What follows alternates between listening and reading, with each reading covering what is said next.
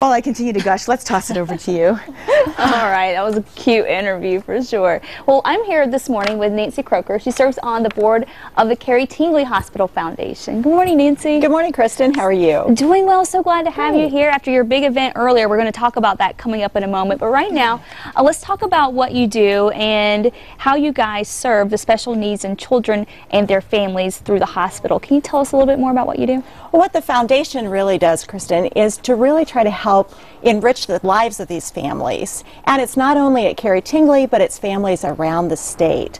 I think everyone knows how difficult it is to be a parent 24/7 of a normal child. But if you have a special needs child, it's really a lot more, and there's a lot more involved. So these kids need a lot more in care as far as equipment, and much of that equipment is not covered by insurance. So we help families to get specially fitted wheelchairs. We help with, we have a trike program so that kids can go out and have a tricycle. And a lot of these kids, when they start, can only go a few feet, but oh my gosh, they get better and better.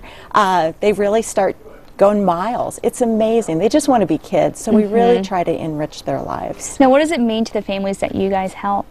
You know, we had a mother the other day just burst into tears. We have a new program. It's a respite program, so we provide 100 hours of respite care for some of these families that really never get a break. You can't just call the neighborhood babysitter, you know, to leave your child. So we provide respite care through Altamira, and it gives families a chance to maybe have a date night or to spend time with their other children. So that's another thing that the foundation helps to do. That is wonderful. And now you guys, of course, you need to raise money to make all this happen. How do you guys do that? Well, we have two main events. We just finished with our Festival of the Trees, which was held at Sandia Casino.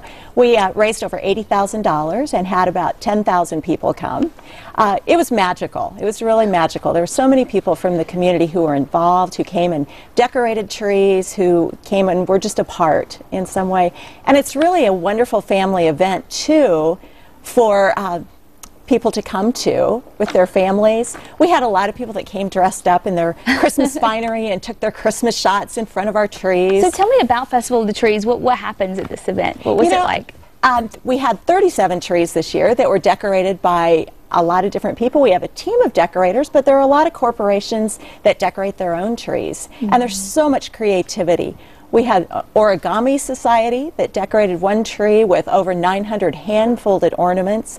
And this year we had a senior living center that did handmade ornaments. They came out, decorated their tree. They made it a day. They had lunch while they were decorating.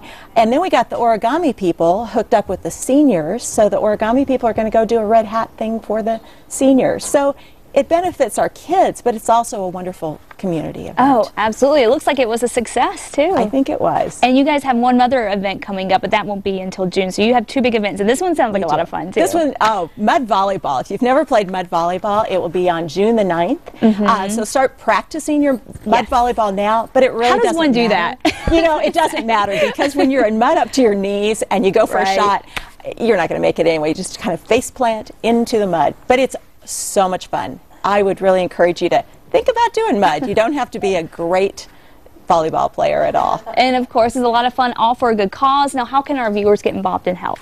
Well, you know, I know June is a long way away, and you've already missed Festival of Trees, but Flying Star and Satellite Coffee all have Christmas trees in their establishments, and you can go and buy a loop for Carrie Tingley, back kind of the nostalgia. You can buy a loop for $1 and help raise over $6,000, hopefully, through Flying Star for our kids. Also, Toys for Tingley. You can drop new toys off at Albuquerque Journal on Jefferson.